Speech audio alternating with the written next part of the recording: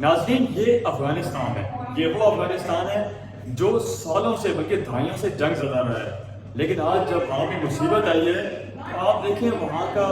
کی جو گورنمنٹ ہے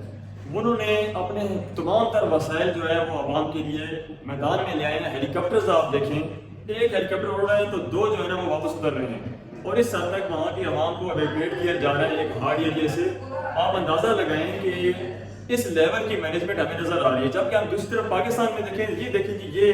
ایک افیسر ہیں، یہ کوئی بھی بڑے لیول کے افیسر ہیں، یہ ایک چارے کی گھڑی دے رہے ہیں اور ساتھ میں فوٹو شوٹ کر رہے ہیں۔ آپ اندازہ لگائیں کہ اس لیول کی ہماری افسر شاہی اور اس لیول کا ہمارا جو نظام ہے یہاں پر، اتنے سالوں سے یہ ملک ہے ماشاءاللہ سے آزاد ملک ہے، لیکن یہاں پر نہ تو ہم کوئی اس طرح کے ایک اچھی جو ہے نا وہ نظام بنا سکیں کہ لوگوں کو ایمرجنسی ایویکویٹ کرنا ہو۔ ہم نے دیکھا کہ ہمارے ساتھ پیچھے سماعت میں کیا ہوا،